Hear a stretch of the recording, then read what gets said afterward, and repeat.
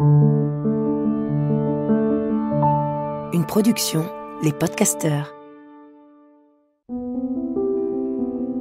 Le couple est une grande aventure, une sacrée aventure.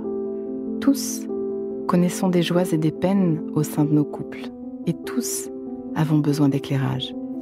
Et il n'y a pas d'école pour cela. Alors, bienvenue dans ce podcast de l'intelligence amoureuse.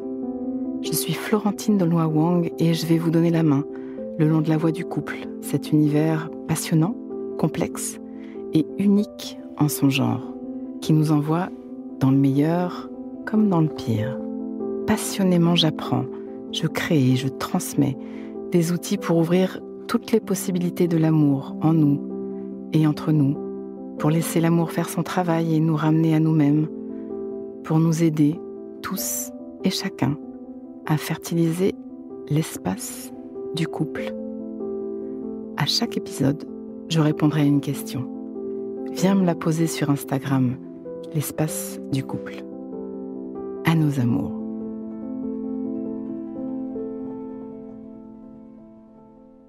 C'est Marion qui m'a touchée avec sa question aujourd'hui, ou plutôt avec sa détresse. Son compagnon a eu une aventure extra-conjugale. Ils sont en chemin. Ils ont envie d'avancer, vraiment envie d'avancer. Évidemment, ils sont pris dans tout un tas d'émotions. Et je les aide à traverser. Ce qui vient corser leur chemin, et ce à quoi elle ne s'attendait pas du tout, c'est la réaction de ses proches. Ses amis, sa sœur, quelques personnes de son entourage qui comptent, quelques personnes auprès desquelles elle est allée chercher du soutien, à qui elle s'est ouverte entièrement, l'ont lâchée quand elles ont compris que Marion était décidée à traverser. Elle challenge cette femme à coups de « Non mais tu te rends compte ? Après ce qu'il t'a fait, comment tu peux rester ? On est là. On va t'aider à le quitter, tu vas pas te laisser humilier quand même. Où est ton honneur ?» Je ne doute pas une seconde que ces gens-là sont dans leur façon de soutenir Marion, du fond de leur cœur. Mais elles ne savent pas tout l'amour qu'il y a entre ces deux-là. On ne sait jamais assez l'amour. Notre compréhension du couple est tellement réduite parfois. Elles n'ont pas l'idée que peut-être c'est une belle révolution qui commence, que deux personnes décidées à faire la lumière, toute la lumière, ont un boulevard devant elles, quelle que soit la blessure. On ne sait pas assez toutes les possibilités de l'amour en nous et entre nous. Et depuis que le monde est monde, au sein de couples magnifiques, il existe des accros aux contrats de fidélité. Depuis que le monde est monde, ça fait souffrir, plus ou moins, selon les époques, selon les cultures. Mais dans notre monde et dans notre culture d'aujourd'hui, ça fait pas mal souffrir. Oui, on peut tromper. J'aime pas ce terme, soit dit en passant, ni celui d'infidélité, ni celui d'adultère d'ailleurs. Il faudrait inventer un nouveau mot beaucoup moins chargé pour décrire cette réalité. Nous sommes complexes. Nous sommes le fruit d'un voyage et le pacte de monogamie est un grand défi. J'aime assez les contours de ce pacte. Dans ma vision, loin d'être une chaîne, il permet d'aller toujours plus loin dans la croissance, si tant est qu'il soit doublé d'un pacte de relations conscientes, si tant est qu'il soit doublé d'intelligence amoureuse. Sinon, ce pacte de monogamie peut devenir une prison. Se lier dans un pacte de fidélité sans prendre soin de la relation, sans veiller à ce qu'elle soit fertile et toujours en train de grandir, peut devenir un vrai enfermement. Il est possible de voir nos accros, nos sorties de pacte, comme un wake-up call magistral, comme un passage qui nous dit « Ohé les amoureux, vous vous êtes endormis, vous ne faites pas le job de retour à la pleine vitalité, ding ding ». Il est possible aussi que les amants ne se soient pas entraînés l'un l'autre vers une sexualité qui les nourrisse chacun. C'est parfois difficile d'entrer dans nos polarités d'initiatrice ou d'initiateur. Alors on finit par passer à côté de la fête des corps. Et on peut finir par chercher à côté. Il est possible aussi que ces accros n'aient rien à voir avec le couple. La sexualité est un voyage vers soi, à l'occasion de l'autre et avec l'autre, mais vers soi avant tout. Et parfois, ce voyage est nécessaire et va devenir un cadeau pour les deux, quand on aura réparé la connexion, toute la connexion, y compris la connexion érotique qui a pu souffrir au passage. Il est possible aussi que ce soit juste un momentum, une occasion qui fait le larron, un truc anodin à celui ou celle qui le vit. Et parfois, même l'événement ne doit pas appartenir au couple. Il est possible aussi que ce soit les prémices d'une rupture nécessaire ou désirée, voire une façon de la provoquer. Il est possible aussi que ces accros soient un signe de non-santé psychique ou relationnelle et qu'il faille mettre un terme à la relation. Chaque histoire d'infidélité détient ses ressorts, ses secrets, ses motivations conscientes et inconscientes. La notion est complexe et difficile à débarrasser des jugements, des émotions, des réactions. Je n'ai aucune analyse tout en un à vous offrir. J'ai juste un manuel de navigation dans ces eaux fortes à proposer pour ces passages de vie en couple. Les couples qui font le travail de reconstruction font des pas de géant. Ils développent une intimité qu'ils ne soupçonnaient même pas possible. Et je compte plus les témoignages du style « Finalement, c'est une des plus belles choses qui nous soit arrivée », suivi, je vous rassure, tout de suite par « Même si pour rien au monde je voudrais retraverser ça ». Il y a les couples que ça explose, il y a ceux qui vont survivre, et il y a ceux que ça remet en vie, qui se remettent en vie. Et ça vaut le coup d'être accompagné. C'est même parfois indispensable, tellement les émotions chahutent. Pause. Inspire.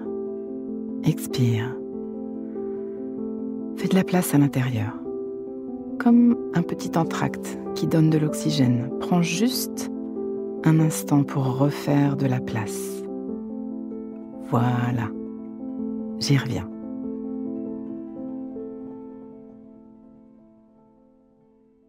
Mais revenons à cette douleur supplémentaire de Marion.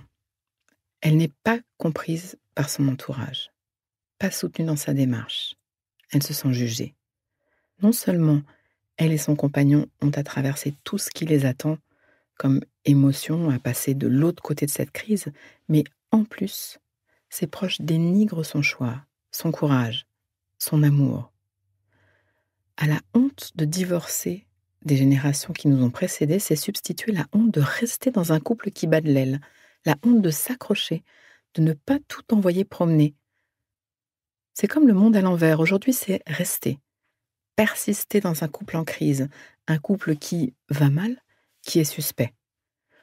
Tu serais pas dépendante affective? J'ai lu un article là-dessus, il paraît que, au secours, la dépendance affective, encore un thème de podcast à venir. Je voudrais faire sauter quelques poncifs sur cette soi-disant maladie relationnelle. C'est vraiment important. Mais revenons à Marion.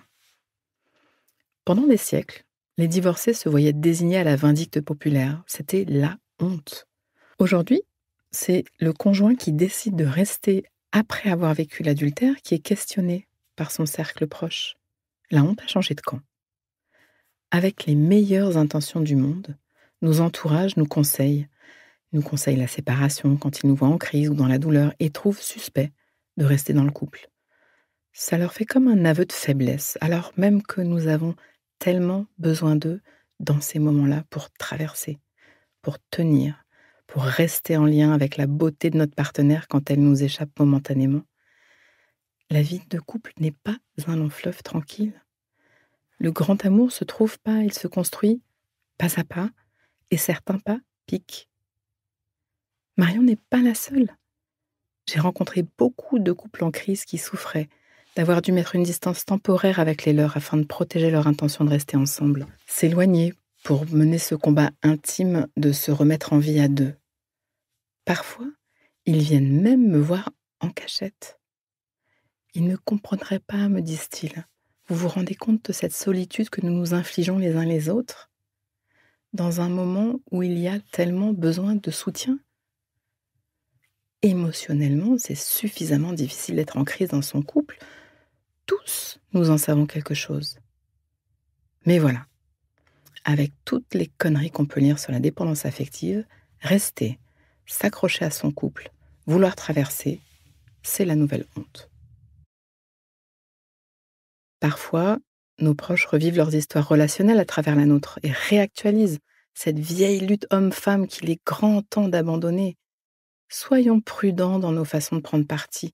dans les crises de couple de nos proches. L'enfer est pavé de bonnes intentions.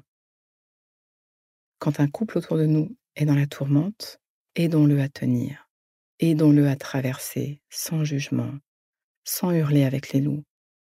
Aidons-le à récolter le cadeau de la crise.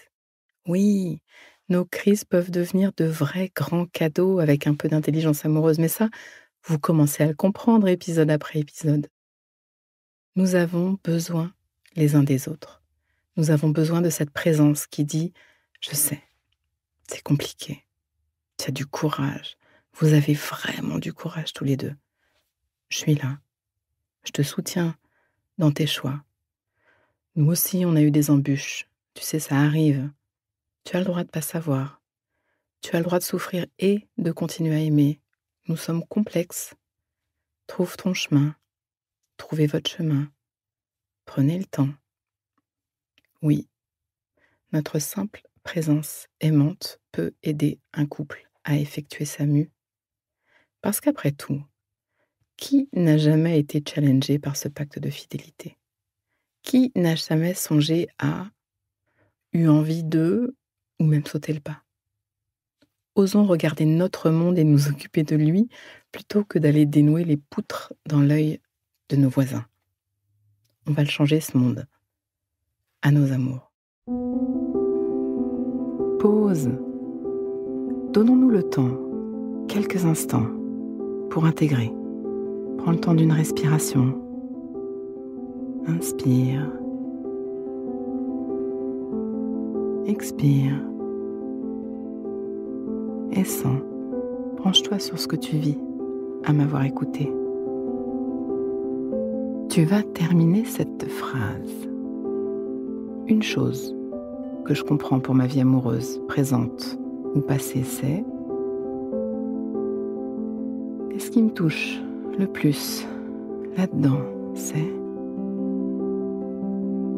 décompte et laisse-toi récolter ce qui vient. Tu peux aussi noter une phrase, un mot, une image, une idée qui te viendrait là, maintenant, à l'esprit, pour l'ancrer, pour plus d'intelligence amoureuse. Le cœur est un muscle qui se muscle. Ce podcast est écrit et exprimé par Florentine Denoy-Wang, produit par les podcasteurs et mis en musique par Laurent Aknin. Si vous voulez soutenir notre programme, abonnez-vous, mettez des étoiles ou des cœurs, partagez autour de vous et rejoignez-moi sur la page Instagram L'espace du couple. À vos amours.